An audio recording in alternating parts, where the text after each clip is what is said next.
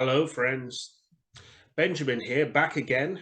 I'm very pleased to be back because we, as you might remember, had started the story The Nightingale and the Rose, which comes from Stories for Children by Oscar Wilde, which is illustrated by Charles Robinson and published by the O'Brien Press. Now, you might remember that this story was about a student who was in love with the daughter of a professor, but he needed to get a red rose to dance with her. He didn't know how he was going to get one, but the nightingale went all around until she found out how she was going to provide him with a red rose. Well, I'm very curious to find out what she's going to do. So if you're ready, we'll continue with The Nightingale and the Rose by Oscar Wilde. The young student was still lying on the grass where she had left him, and the tears were not yet dry in his beautiful eyes. "Be happy," cried the nightingale. "Be happy, you shall have your red rose. I will build it out of music by the moonlight, and stain it with my own heart's blood. All that I ask of you in return is that you will be a true lover. For love is wiser than philosophy, though she is wise, and mightier than power, though he is mighty. Flame-coloured are his wings, and coloured like flame is his body. His lips are sweet as honey, and his breath is like frankincense." You see the object of his love there? His lips are sweet as honey. The student looked up from the grass and listened, but he could not understand what the nightingale was saying to him, for he only knew the things that were written down in books.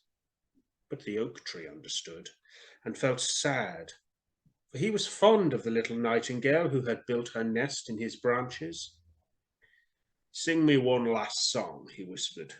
"I shall feel very lonely when you are gone." So the nightingale sang to the oak tree, and her voice was like water bubbling from a silver jar. When she had finished her song, the student got up and pulled a notebook and lead pencil out of his pocket. "She has form," he said to himself as he walked away through the groove. "That cannot be denied to her, but what is she feeling? I am afraid not. In fact, she is like most artists. She is all style, without sincerity. She would not sacrifice herself for others. She thinks merely of music, and everybody knows that the arts are selfish.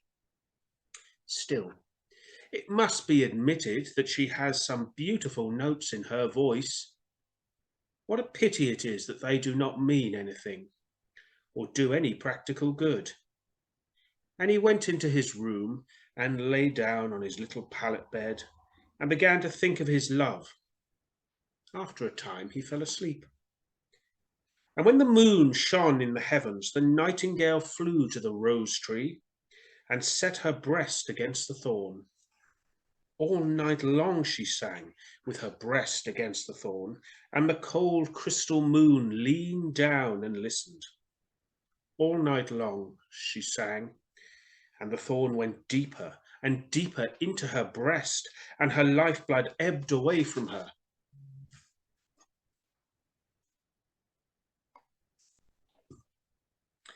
She sang first of the birth of love in the heart of a boy and girl, and on the topmost spray of the rose tree there blossomed a marvellous rose, petal following petal, as song followed song.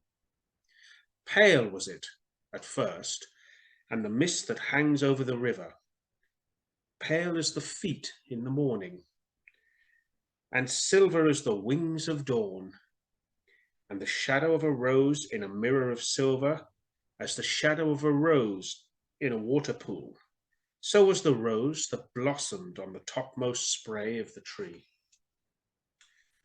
But the tree cried to the nightingale to press closer against the thorn. "Press closer, little nightingale," cried the tree, "or the day will come before the rose is finished." So the nightingale pressed closer against the thorn, and louder grew her song. For she sang of the birth of passion in the soul of a man and a maid. And a delicate flush of pink came into the leaves of the rose, like the flush in the face of a bridegroom when he kisses the lips of a bride. But the thorn had not yet reached her heart, so the rose's heart remained white, for only a nightingale's heart's blood can crimson the heart of a rose. And the tree cried to the nightingale to press closer against the thorn. "Press closer, little nightingale," cried the tree, "or day will come before the rose is finished."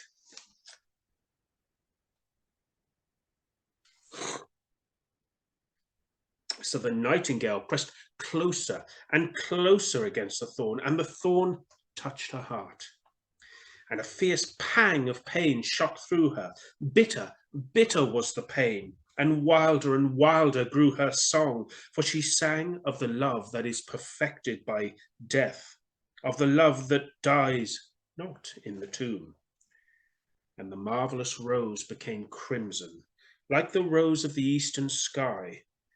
Crimson was the girdle of petals, and crimson as a ruby was the heart. But the nightingale's voice grew fainter, and her little wings began to beat, and a film came over her eyes. Fainter and fainter grew her song, and she felt something choking in her throat. Then she gave one last burst of music, and the white moon heard it, and she forgot the dawn and lingered on in the sky.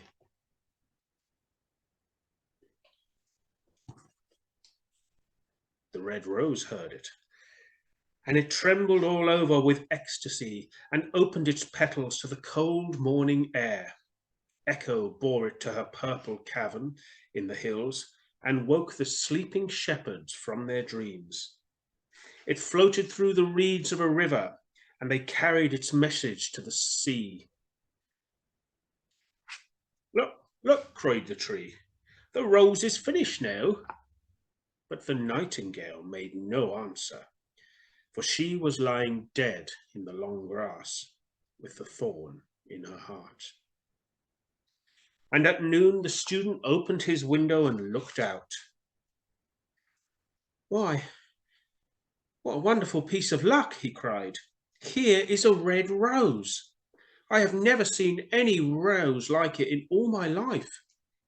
It is so beautiful that I am sure it has a long Latin name." And he leaned down and plucked it. Then he put on his hat and rose up to the professor's house with the rose in his hand. The daughter of the professor was sitting in the doorway, winding blue silk on a reel, and her little dog was lying at her feet. "You said that you would dance with me if I brought you a red rose," cried the student. "Here is the reddest rose in all the world. You will wear it tonight next to your heart as we dance together, and it will tell you how much I love you." But the girl frowned. "I am afraid it will not go with my dress," she answered. "And besides, the Chamberlain's nephew has sent me some real jewels, and everybody knows that jewels cost far more than flowers." "Well, upon my word, you are very ungrateful," said the student angrily. And he threw the rose into the street, where it fell into the gutter, and a cartwheel went over it. "Ungrateful," said the girl. "I will tell you what, you are very rude. And after all, who are you?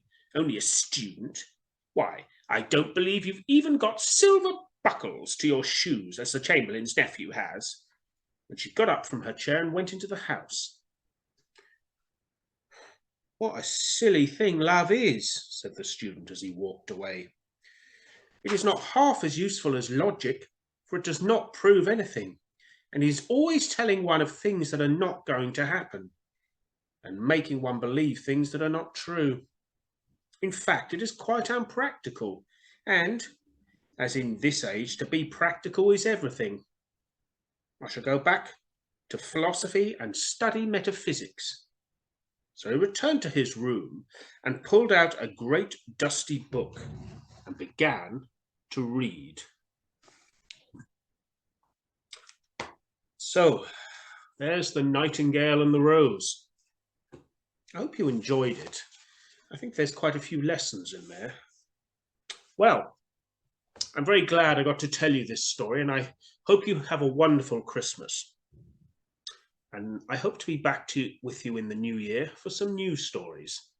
But before I go, you might remember last Christmas I had a little surprise for you. Well, keep watching. There's a little something coming. Goodbye, friends. Happy Christmas.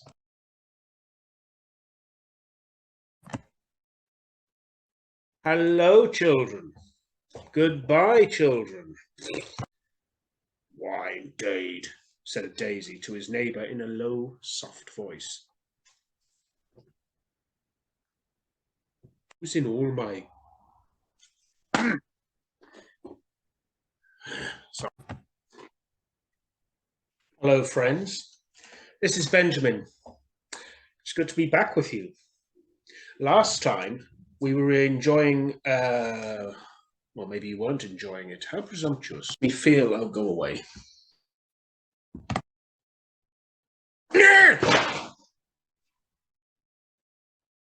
Thank you, little mouse, he said. I see. So close to the end.